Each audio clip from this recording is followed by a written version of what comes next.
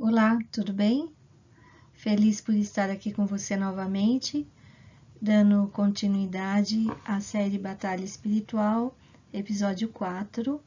E o Senhor vai falar muito com você hoje, eu tenho certeza disso.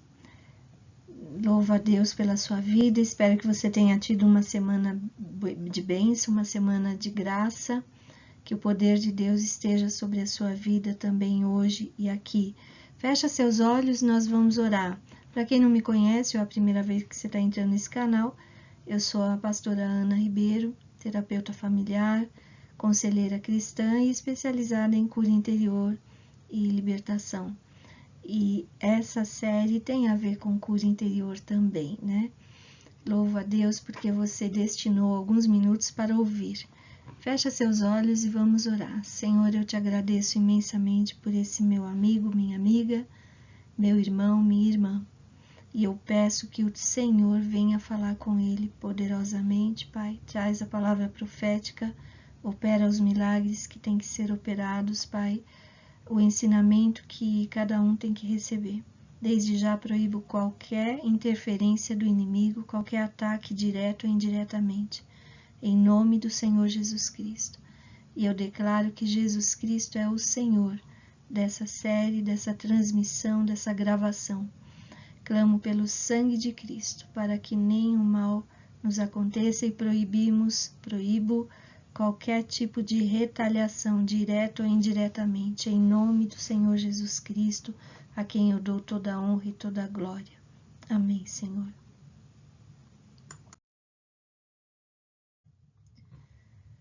Lá em Efésios 6:11 está escrito: vistam toda a armadura de Deus para poderem ficar firmes contra as ciladas do diabo. Então, esse versículo já nos dá a informação de que o inimigo ele constrói ciladas. Ciladas faz algumas coisas para você cair nas armadilhas. Em uma guerra é importante conhecer as estratégias do inimigo para poder antecipar-se aos ataques dele. Lá em 2 Coríntios 2:11 diz assim: a fim de que Satanás não tivesse vantagem sobre nós, pois não ignoramos as suas intenções ou seus ardis, em algumas traduções.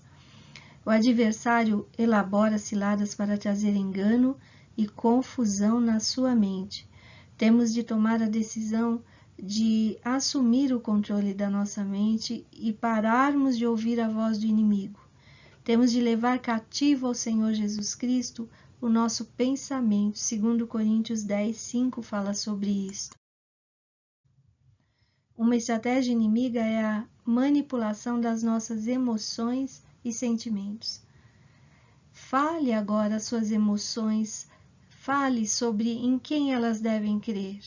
É um medo, é um pânico, é uma insegurança? Emoção, sentimento? Você precisa acreditar no Senhor dos Senhores, no meu Pai Celestial. E Ele me ama e Ele não vai permitir que o mal me atinja. Na nossa mente estão os comandos para nossas ações e até mesmo para as funções do corpo. Está tudo lá, né? No cérebro, na mente.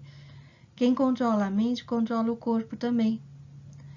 Ou seja, as funções. Eu penso, eu sinto e eu ajo. Quem controla a mente, controla até o que você faz ou deixa de fazer. Ou seja, controla os pensamentos, os sentimentos e as ações. O inimigo sabe disso e ele quer levar você a uma estrada de destruição, por isso que ele quer a sua mente. Depois que ele controla a mente, ele começa a manipular as emoções e as ações das pessoas. Nesse estado de coisas, aí você já fica preso nas mãos dele. Para sair dessa prisão, você precisa renovar a sua mente. E isso se faz com a palavra de Deus, ouvindo o Espírito Santo, permitindo que o poder de Deus flua dentro de você. Não deixe de lado a palavra do Senhor, as Escrituras. Leia sempre. Caso contrário, uma sólida fortaleza de engano será construída na sua mente. Essa fortaleza de engano vai dominar e manipular seu pensamento, suas decisões, suas emoções, suas ações e vai prejudicar todas as áreas da sua vida. Quando uma pessoa começa a acreditar nas mentiras demoníacas, tendo-as como verdade, Satanás começa a incutir pensamentos, produzindo uma realidade do diabo em sua vida. Ele começa a envenenar seus pensamentos. Por exemplo, ele pode convencê-lo de que você não é capaz de ser um cristão, ou que tudo não passa de ilusão, ou que sua vida não tem significado. Dando crédito a esses pensamentos vindos do inimigo, eles vão controlar, esses pensamentos acabam controlando sua vida, seu modo de lidar com as pessoas, com os problemas e consigo mesmo. E eles vão dominar as suas emoções e seus pensamentos e pode levar à depressão, inclusive. As mentiras de Satanás, quando envenenam nossa mente, podem nos induzir a agirmos de tal forma que atingem as nossas atitudes e, por consequência, validam aqueles pensamentos e tudo acontece da forma como pensamos, né? Ah, eu sabia que não ia dar certo. Você ficou pensando o tempo inteiro, não vai dar certo, não vai dar certo. Deus não vai me ajudar, Deus vai me abandonar. E no fim, não dá certo. Aí você fala, ah, eu sabia que não ia dar certo. Foi a sua atitude que fez você fracassar naquele projeto. Então, comece a crer, tudo posso naquele que me fortalece, eu creio que o Senhor está comigo, Ele vai me abençoar e você vai ver a diferença. Se pensamos em fracasso, acabamos fracassando. E fica a pergunta aqui, o que tem invadido seus pensamentos ultimamente? A maior parte do tempo, em que você pensa? Lá em Provérbios 23, 7 está escrito, porque como imagina em sua alma, assim ele é. Você se imagina um fraco, um derrotado? Pois é assim que você vai agir e você vai acabar sendo fraco mesmo e derrotado. Muda o seu jeito de pensar para o seu próprio bem, em nome de Jesus. O único pré-requisito é você estar em Cristo. Se você está nele, está na posição certa para receber novo toque do poder fortalecedor de Deus em sua vida. Sem esse poder operando na sua vida espiritual, você não pode ter êxito na batalha, nenhuma. É impossível resistir contra os dardos inflamados do inimigo com a sua própria força. Com a sua força você não tem condição nem para carregar a armadura de Deus. Mas quando revestidos do poder do alto, o diabo não pode resistir e ele acaba sendo derrotado. Glória a Deus por isso, hein?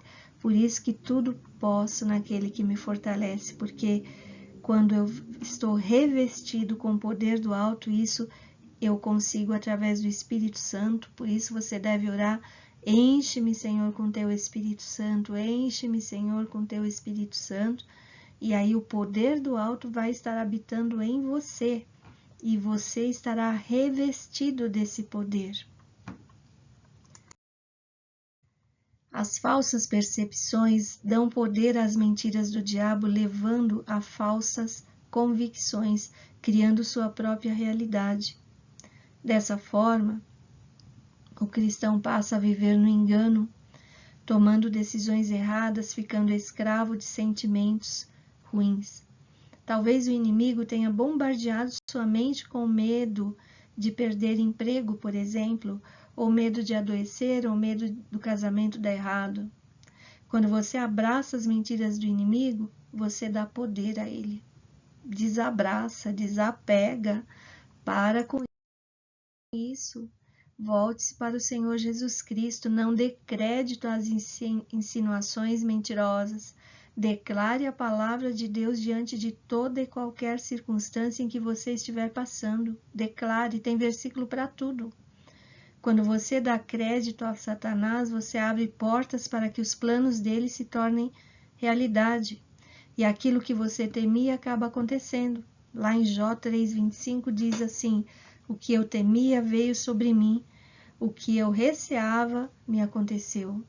Então, em nome de Jesus, tenha o temor de Deus no seu coração, que é o princípio da sabedoria. Apenas esse temor. Na batalha espiritual, você precisa ter consciência de que Satanás joga com mentira, com ciladas e com engano. Ele age por meio de uma estrada de ataque, que são as ciladas, induzindo você a seguir por essa estrada. O alvo dele é a sua mente. Ele constrói uma estrada dentro da sua mente e começa a viajar por essa estrada nos seus pensamentos e emoções para confundir e misturar os pensamentos dele com os seus.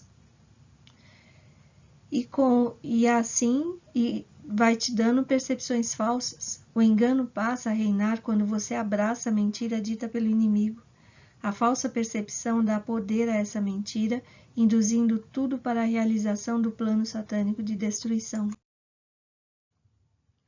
Nós temos um exemplo bíblico que é o de uma história que você provavelmente já conhece. Está lá em 1 Samuel 17, é a história de Golias, confrontando o exército israelita. Golias usa mentiras para intimidar o povo e confundir o exército de Israel. Ele declara de uma forma tão convincente a morte dos israelitas que nenhum soldado hebreu foi capaz de enfrentá-lo. Ficaram paralisados por 40 dias. Até que apareceu Davi, que não acreditou nas mentiras dele, antes preferiu acreditar nas promessas de Deus. Golias tinha tudo para enganar o povo. Ele era um gigante de quase 3 metros. A sua armadura, com a lança, o escudo e todas as peças da armadura, pesavam aproximadamente 320 quilos. A visão dele, aquilo que ele apresentava e o que ele falava, realmente metia medo em todo mundo, até nos soldados mais eficientes e experimentados em guerra. Mas qual foi a tática dele? As mentiras, né? Não foi o tamanho de Golias que fez os israelitas ficarem paralisados de medo. Foram as palavras ameaçadoras e arrogantes, o bombardeio mental que Golias lançou sobre todos os dias sobre eles. Quando ouviam Golias, Saul e os israelitas ficavam atônitos e apavorados. Está registrado lá no versículo. Esse assédio mental aleijou os soldados hebreus e eles perderam a visão de quem eles eram. Eles eram filhos do Deus Altíssimo. Golias imobilizou mentalmente e emocionalmente os soldados, sem mesmo usar a espada, só falando, só ameaçando. Apenas com palavras e ameaças ele incapacitou o povo de Israel. Suas palavras enfeitiçaram os filhos de Deus e eles ficaram aprisionados no medo. Golias estava sendo usado por Satanás, aquele que calunia e acusa, que ameaça e procura trazer confusão sobre quem de fato você é, sobre a sua real identidade. Ele procura incapacitar, neutralizar, desarmar os crentes, da mesma maneira que tentou paralisar o exército israelita. Ameaças mentirosas e falsas acusações são tentativas do inimigo para deturpar seus pensamentos e emoções, enchendo você de medo e confusão, até que você perca a coragem de continuar e obedecer ao chamado de Deus para a sua vida. Davi escolheu olhar para Deus, crer no poder do Senhor dos exércitos, do que olhar para o inimigo, para o tamanho do inimigo. Davi não ouviu as mentiras de Satanás, ele tomou uma decisão. É necessário tomarmos a decisão de crer. É necessário tomarmos a decisão de buscarmos de fato quem verdadeiramente somos. Você já sabe quem você é? Você conhece sua identidade? Porque se você não conhece, qualquer rótulo que jogar em cima de você, você vai pegar.